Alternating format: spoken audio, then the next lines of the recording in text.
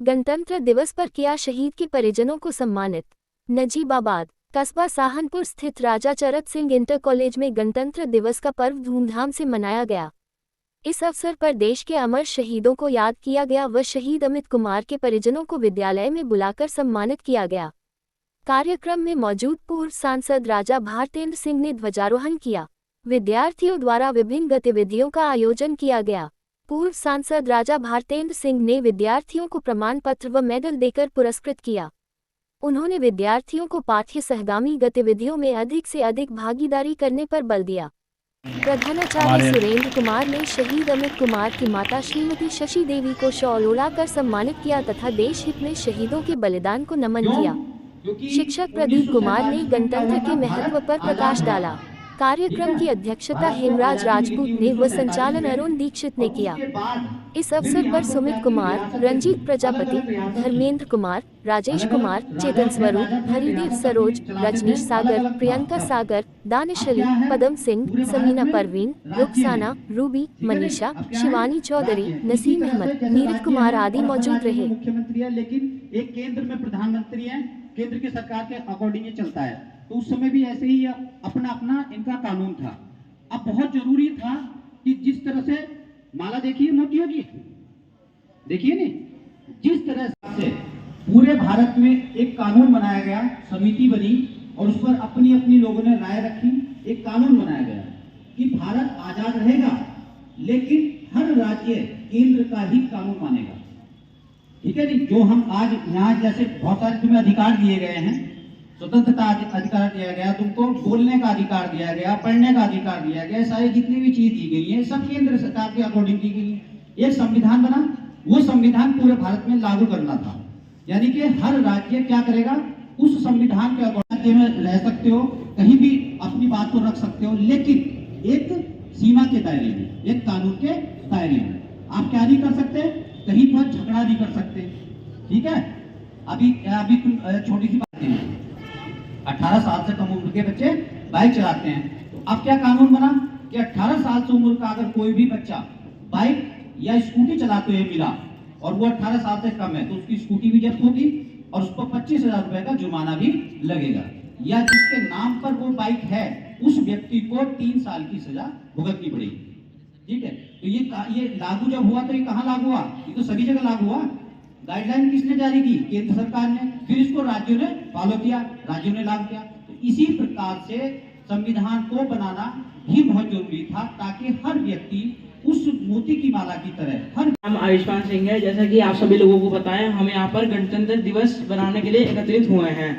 आज मैं आप सभी को कुछ पंक्तियां सुनाने जा रहा हूँ। नए गणतंत्र पर्व है, लोकतंत्री मंत्र हमारा, हम सबको इस पर गर्व है।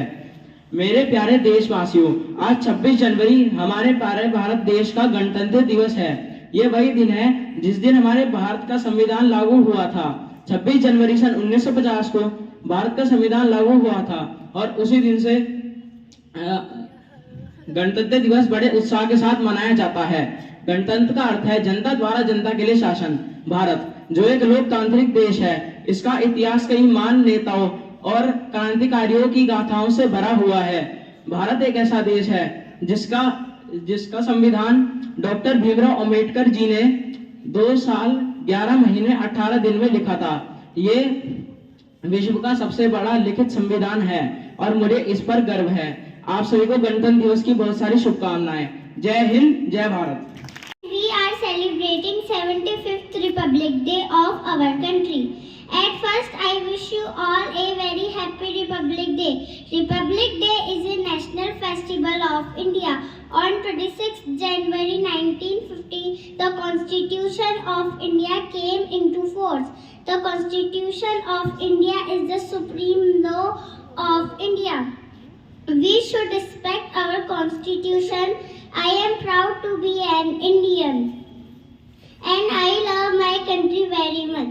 East or west, India is the best. Thank you. जय हिंद, जय भारत, जय श्री राम। हमारा संविधान बनाया था, विश्व का सबसे बड़ा संविधान भारत का संविधान है। और विशेष बात यह है कि भारत का संविधान लिखित संविधान है, प्रत्येक चीज इसमें लिखी हुई है, परिणित है। अब मैं आगे के कार्यक्रम के लिए हमारे यहाँ पधारे हैं, उनके बारे में बच्चों के लिए थोड़ी सी जानकारी पहले देता हूँ। मंच पर माता शशि देवी जी हमारी बैठे हुए हैं। बच्चे बहुत से परिचित होंगे, हमारे यहाँ पहले शिक्षक रहे थे सुमित कुमार जी, और इनका परिवार आया हुआ है। बच्चों, इस देश की रक्षा के लिए बहुत लोगों ने अपनी कुर्बानियां दी।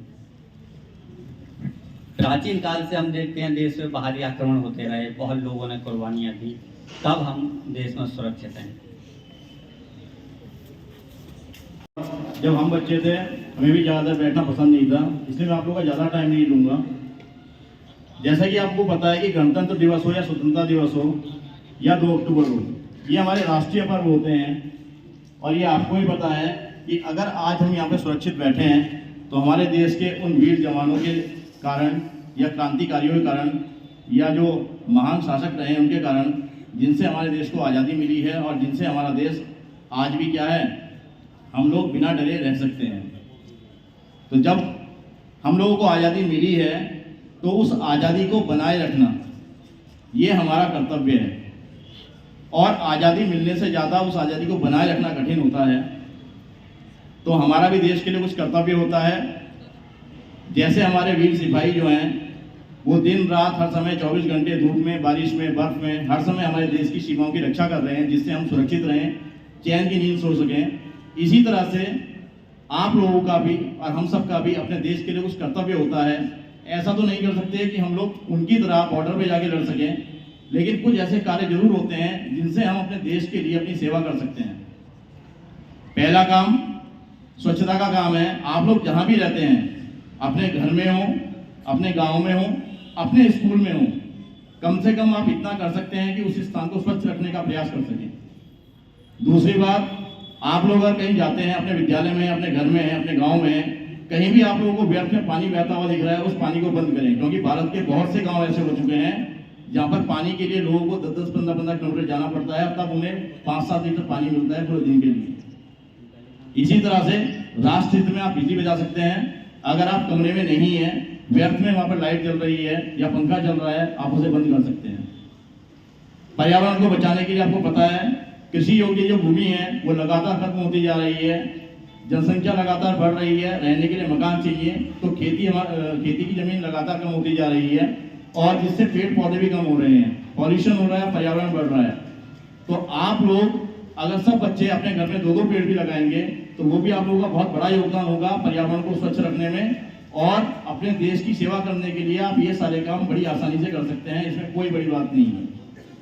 और मैं जो आपसे कह रहा हूं इसका मुझे पूर्ण विश्वास है कि आप लोग समझदार बच्चे हैं, आप लोग इन बातों का अमल जरूर करेंगे।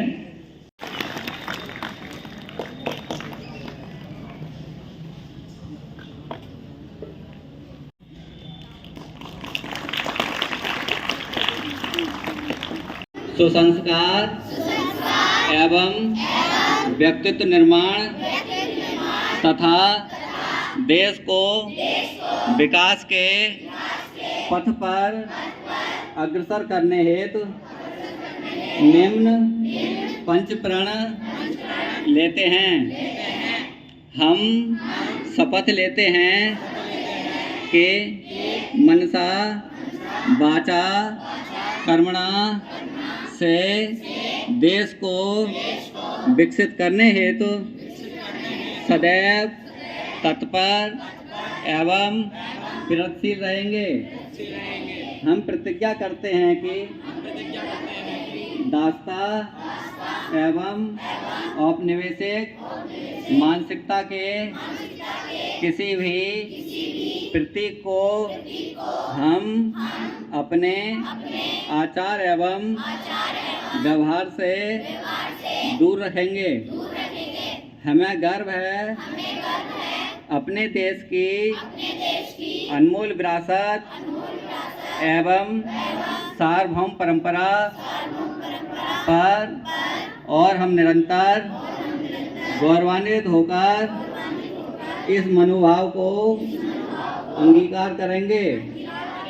हम प्रतिज्ञा करते हैं कि देश की एकता एवं अखंडता को अक्षुण्ण बनाए रखने हेतु सदैव एवं अनवरत प्रयत्नशील होकर अपने देश को विघटनकारी तत्वों से सुरक्षित रखने हेतु अहरनिश प्रयासरत रहेंगे।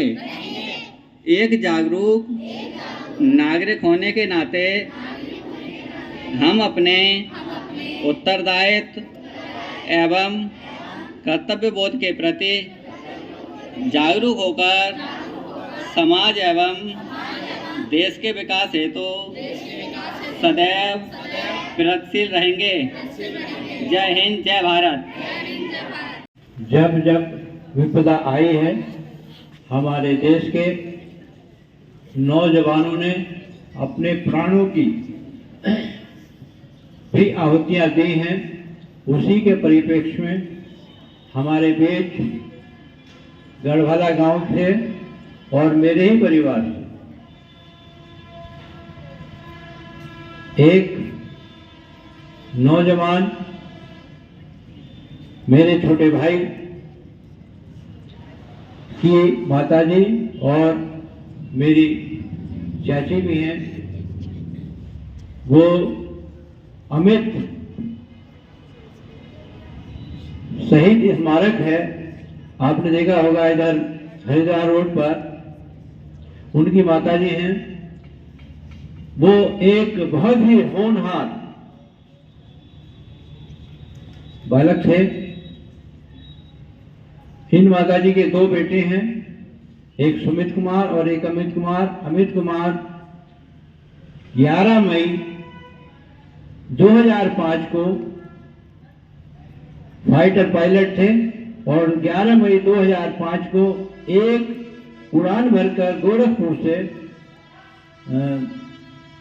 यहाँ जा रहे थे, जौलीग्रांट आ रहे थे। तो दुर्भाग्यवश वो हेलीकॉप्टर, वो हवाई जहाज क्रैश हो गया। उस गांव को बचाने के चक्कर में जिस समय वो हेलीकॉप्टर में आग लगी, तो उस समय एक गांव उनकी सीमा के अंदर आ रहा था। अगर वे वहां से अगर उड़ान भरते भरते अगर वो ऐसा ना करते तो अपने प्राणों को तो वो बचा सकते थे, परंतु जो एक शहर था या गांव था उसको वो नहीं बचा सकते थे, क्योंकि उस हेलीकॉप्टर के अंदर 3000 लीटर से भी ऊपर पेट्रोल था। तो तुम जानते हो जब इतना पेट्रोल होगा तो बहुत दूर तक पता नहीं जाने कितने लोगों को तबाह करेगा, कितने हताहत होंगे, कितने स्वर्गवासी होंगे। इन सब चीजों को सोचते हुए उस नौजवान ने अपने प्राणों की परवाह न करते हुए उस गांव को बचाया। हम सब उसके हृदय से आभारी भी हैं, क्योंकि वो एक ऐसा नौजवान था जिसने अपने प्राणों को अहमियत ना दे करके और दूसरे के प्राणों को अहमियत दी। हम ऐसे नौजवान पर बहुत बहुत गर्व करते हैं और हमें उनका, इस तरह के नौजवान का बहुत मनन करना चाहिए दिल से। प्यारे बच्चों, मैं आप सभी से यही कहना चाहूंगी कि आप सब भी इसी तरह से आगे बढ़ें और बहुत तरक्की करें। बस।